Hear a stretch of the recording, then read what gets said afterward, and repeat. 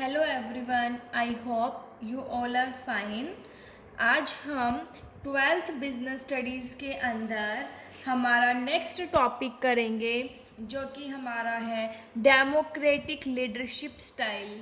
हमने स्टडी किया कि लीडरशिप जो स्टाइल है उसके 3 टाइप्स होते हैं।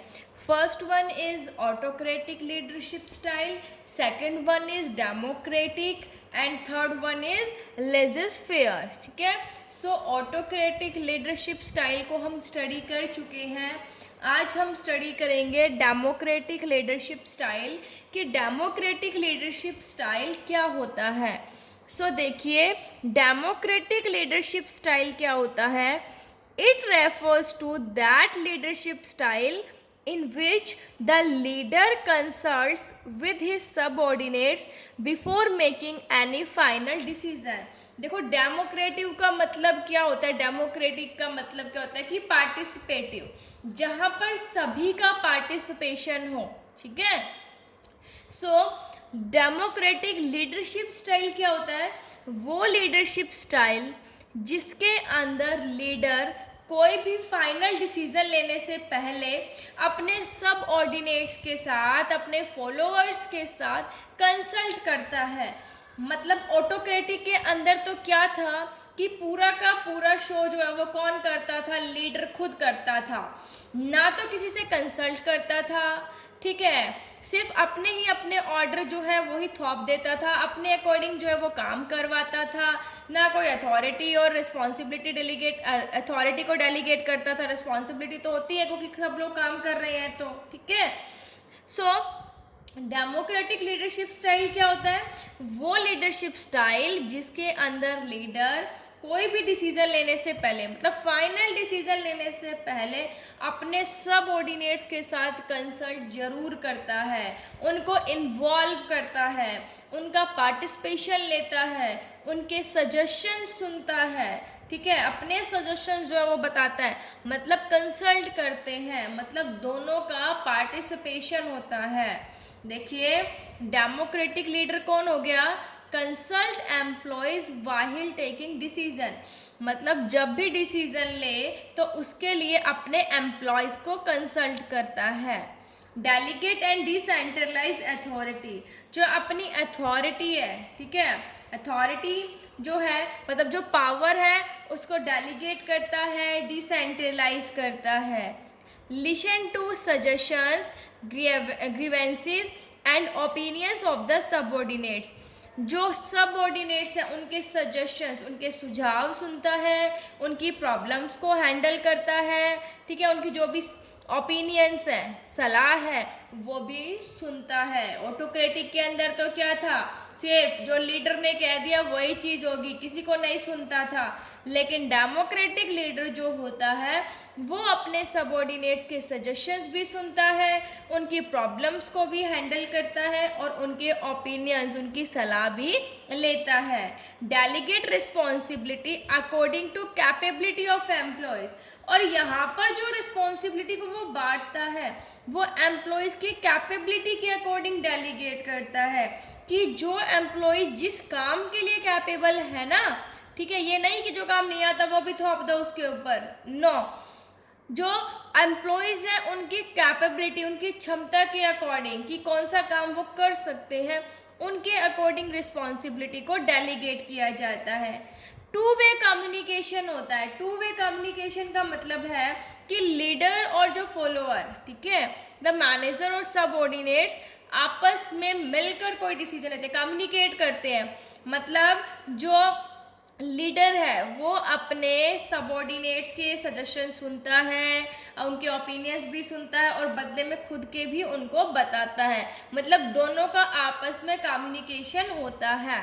सो ये होता है डेमोक्रेटिक जो लीडर है उसके क्या क्या ट्रेट्स होते हैं। ठीक है, और this leadership style is also called participative leadership style और ग्रुप सेंटर्ड लीडरशिप स्टाइल।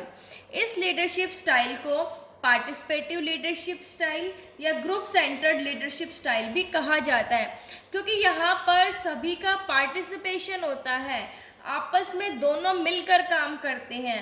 ये नहीं कि एक ने कह दिया, काम थोप दिया लीडर ने और जो एम्प्लॉयज़ हैं उनकी सुनी ही नहीं जा रही। नो, ऐसा नहीं होता। इस लीडरशिप स्टाइल में सभी का पार्टिसिपेशन होता है। देखिए यहाँ पर एल जो है वो लीडर है, बाकी जो है वो फॉलोअर्स हैं, ए बी सी डी। देखो ए जो है वो लीडर से अपनी बात कह भी रहा है, देखो, और लीडर की सुन भी रहा है। लीडर सी को भी कह रहा है, सुन, देखो टू वे है, ये इससे भी बात कर रहा है, मतलब लीडर जो है वो अपने ऑर्डर्स भी दे रहे हैं इनको, ठीक है, अपने, और जो फॉलोअर्स है वो भी अपने सजेशंस देता है इनको, ठीक है, अपने ओपिनियंस देता है। तो आपस में दोनों कम्युनिकेट कर रहे हैं, वन वे नहीं कि लीडर ने जो कह दिया वही सारे करेंगे, नहीं। देखो कंसल्टेशन होता है, ठीक है, आपस में सब लोग कंसल्ट करते हैं एक दूसरे के अंदर, ना कि एक अपना ऑर्डर जो है वो दूसरे को थोपता है। तो इसलिए इसे ग्रुप सेंटर्ड लीडरशिप स्टाइल भी कहा जाता है। जहाँ पर देखिए एल तो क्या है, लीडर है, who consults with the group. L leader है, ये क्या कर रहा है, ग्रुप के साथ कंसल्ट कर रहा है। जो ए बी सी डी वो क्या है, फॉलोवर्स है, सबऑर्डिनेट्स है, तो उनके साथ क्या कर रहा है, ये कंसल्ट करता है। सो ये पार्टिसिपेटिव लीडरशिप स्टाइल होती है जिसके अंदर सभी का पार्टिसिपेशन होता है, ठीक है। तो डेमोक्रेटिक लीडरशिप स्टाइल वो लीडरशिप स्टाइल होती है जिसके अंदर सबऑर्डिनेट्स और लीडर आपस में दोनों का पार्टिसिपेशन होता है। कोई भी फाइनल डिसीजन लेने से पहले आपस में एक दूसरे के साथ ये कंसल्ट करते हैं, मतलब अपने जब भी डिसीजन लेते हैं तो लीडर अपने एम्प्लॉयज़ के साथ कंसल्ट करता है, उनको अथॉरिटी डेलीगेट भी करता है, डिसेंट्रलाइज भी करता है, सबऑर्डिनेट्स के सजेशंस को सुनता भी है, उनकी प्रॉब्लम्स को टाइम टू टाइम हैंडल भी करता है और उनके सलाह भी लेता है। रिस्पॉन्सिबिलिटी को एम्प्लॉयज़ के कैपेबिलिटी के अकॉर्डिंग डेलीगेट करता है। और सबसे अच्छी बात क्या है कि इसके अंदर टू वे कम्युनिकेशन होता है।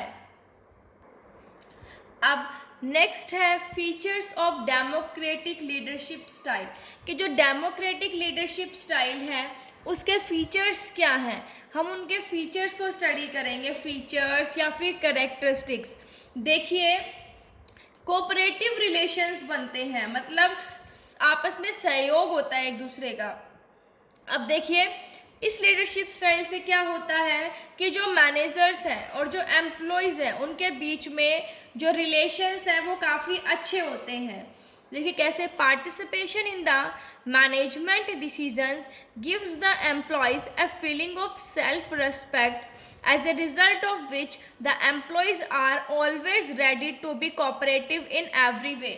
कि जो मैनेजमेंट के डिसीजंस के अंदर जो एम्प्लॉयज़ का पार्टिसिपेशन होता है ना, वो उन्हें एक सेल्फ रिस्पेक्ट की फीलिंग लेकर आता है कि हाँ हमारी भी कोई रिस्पेक्ट है ऑर्गेनाइजेशन के अंदर, हमसे भी हमारे सजेशंस लिए जाते हैं, कोई भी डिसीजन पर पहुंचने से पहले हमसे सुझाव लिया जाता है, जिससे कि एम्प्लॉयज़ जो है वो हर वे में हमेशा क्या रहते हैं, कोऑपरेटिव रहते हैं, सहयोग करने के लिए हमेशा रेडी रहते हैं, ठीक है।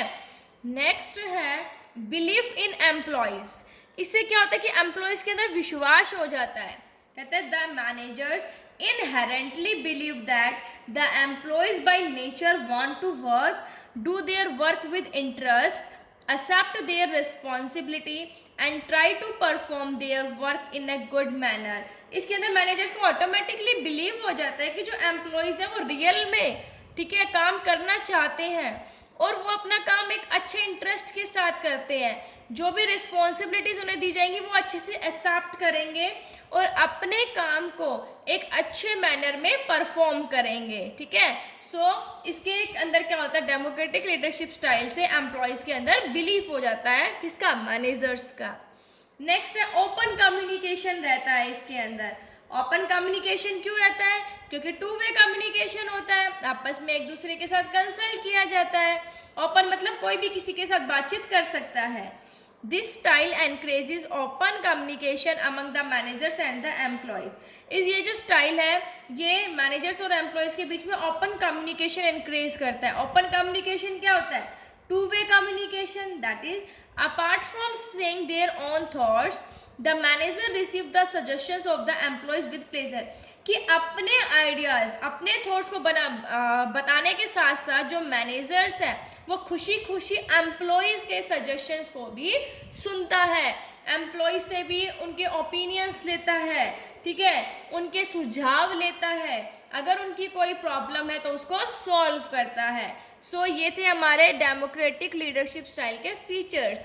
आई होप आपको डेमोक्रेटिक लीडरशिप स्टाइल का मीनिंग और उसके फीचर्स समझ आ गए होंगे। Thank you, stay safe, stay home.